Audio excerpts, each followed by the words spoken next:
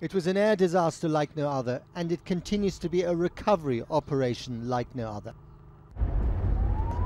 Today it descended into farce.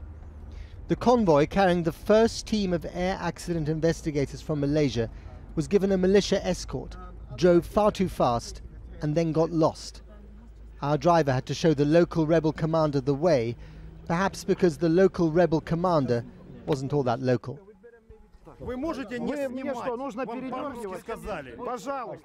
At the crash site itself, the emotional temperature became more inflamed as the pro-Russian fighters warned the media that they would use force if we didn't let the investigators from Malaysia do their work. As for the investigators, they looked both confused and terrified. And who can blame them?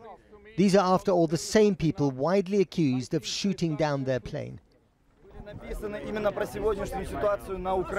Next, we were subjected to a rant from one of the troops, half homage to Mother Russia, half diatribe against the corrupt West and its Ukrainian stooges. Given the circumstances, his performance was perhaps ill-judged. Once things had calmed down, the Malaysians got to work. Considering the 9-mile radius of the debris field, and that there are just 3 of them, it'll be a mammoth task. Day 6 of this disaster, and only now have the Malaysian airline officials turned up and are looking at one small part of this vast crash site. It's emblematic of the confusion and chaos of this whole recovery operation.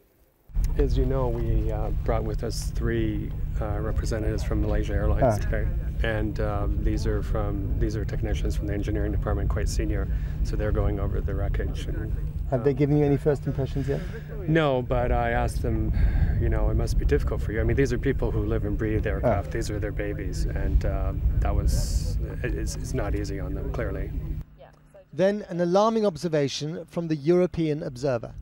We were at the section where the cockpit impacted and the beginning of the first class section, and when we were leaving that area, they were using diesel-powered saws to hack into the fuselage. Now, do you know why they were doing that? I'm about to say we can't draw any conclusions. They could have been looking for more bodies, but it was just something we observed and we reported. Down the hill, in the village that miraculously survived the rain of aircraft debris, there is now a shrine. Looking after it, a group of babushki. None of them have ever been on a plane. Their world could not be more alien to the lost world of the passengers. We're not to blame for this tragedy, she told me. Our kids are dying too. But why did these poor passengers have to die? Her friend made this pledge. We will come here every year to remember the dead and pray for them. Under the glare of the world's scrutiny, the pro-Russian rebel leaders have been feeling the pressure.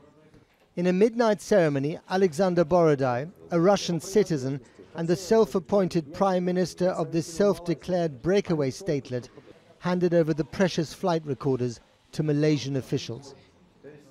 One last check of the seals and this crucial evidence is lowered into plastic bags, now on its way to Britain, to the Air Accident Investigation Branch in Farnborough. Also exiting the zone of war and madness, the train carrying its grim cargo of bodies. The dead of flight MH17 today finally made it into territory under the control of Ukrainian government forces. From here they'll be flown to the Netherlands tomorrow. 5 days after the crash, they will finally start to identify the bodies. Here, in the privacy of a disused Soviet-era tank factory. A surreal setting for the aftermath to an unspeakable crime.